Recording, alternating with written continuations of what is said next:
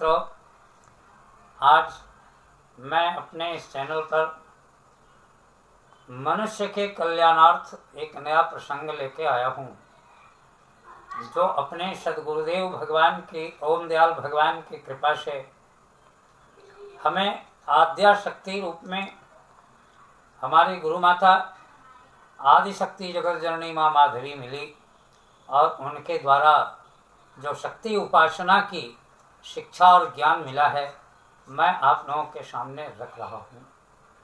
ये हमारे देश के बड़े बड़े ऋषि मुनि महात्मा लोग भी आद्या शक्ति की पूजा किए, जिसमें ऐसे हुए कि भगवान राम भी पूजा किए और अपने जीवन को कृतार्थ किए, रावण पर विजय प्राप्त किए। लेकिन माँ की पूजा प्रारंभ करने से पहले मन, वचन और कर्म के द्वारा मनुष्य को पवित्र हो जाना चाहिए।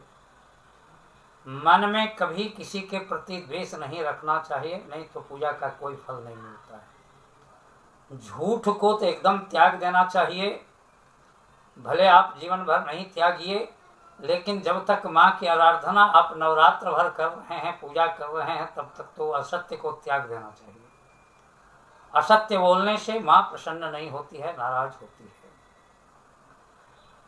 हमारे द्वारा किसी जीव को किसी प्रकार से कष्ट नहीं पहुँचे, ये सदा ख्याल रखना चाहिए, याद रखना चाहिए मनुष्य को।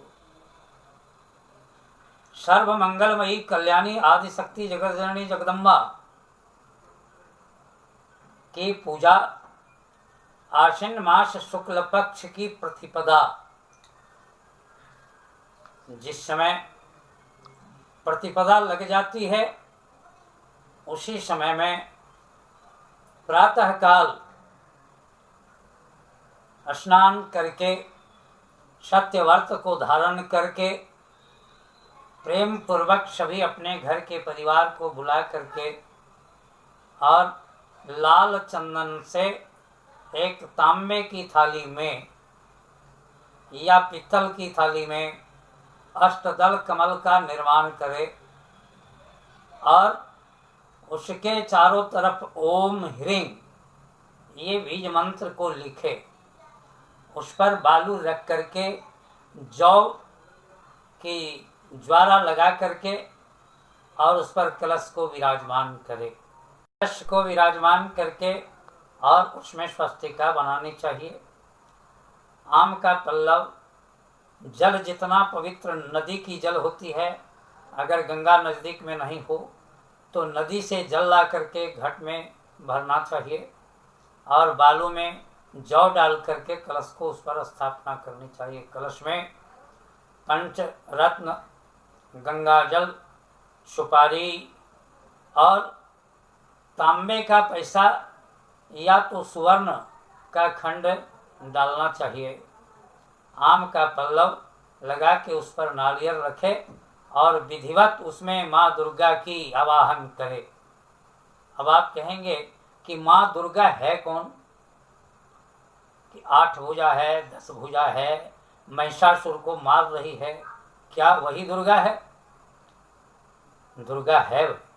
दुर्गा उसका नाम है जो किसी के ऊपर दुर्गति आ गई है, किसी का मान सम्मान, धन धान्य, वंश पर आघात आ रहा है, वो माँ आदिशक्ति दुर्गा की आराधना करे तो उसका सारी दुख दूर हो। परंतु आपको आदिशक्ति जगत जननी के बारे में जानना होगा कि आखिर ये अवतरित कैसे हुई, कहाँ से हुई। जब एक संपूर्ण संसार जलमग्न था, कहीं मिट्टी का अवशेष दिखाई नहीं देता था, तो उस समय से इस संसार में आदिशक्ति महामाया दुर्गा की उत्पत्ति हुई है। लेकिन दुर्गा दुर्गति नाशिनी, दुर्गा दुर्ग भयावह, दुर्गा एक भय को विनाश करने के लिए आई।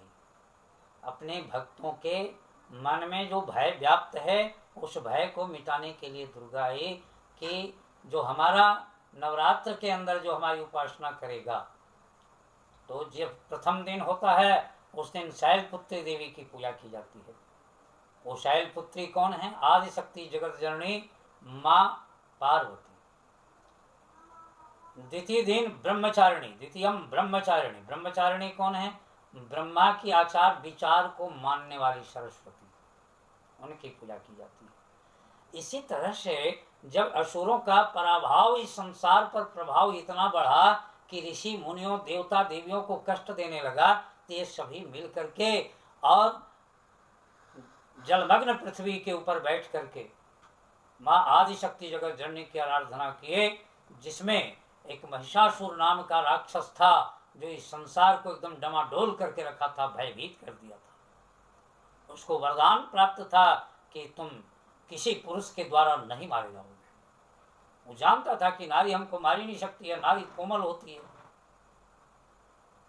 तो इसलिए ऐसा वरदान प्राप्त किया था। लेकिन देवता लोग आदिशक्ति जगत जननी महामाया की प्रार्थना किए, जिससे 10 भुजा में ओम जटा जुट समायुक्तांग मृदेन्दु कृतशेखराम लोचनत्रय संयुक्ताम पूर्णेन्दु सदृशारणाम तप्त कांचन वर्णाभाम सुप्रतिष्ठिताम सुलोचनाम नव यौवन संपन्नाम सर्वाभरण भूषिताम। इस तरह से महाशक्ति जगत जननी सिंह के ऊपर सवार होकर के प्रकट हुई और महिषासुर का वध किया।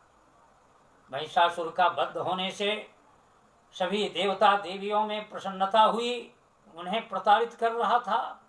ऋषि मुनि जहाँ यज्ञ हवन करते थे वहाँ पर जाकर के उपद्रव मचाता था, लोगों को मार देता था, खा जाता था। उन्हें भी बड़ी प्रसन्नता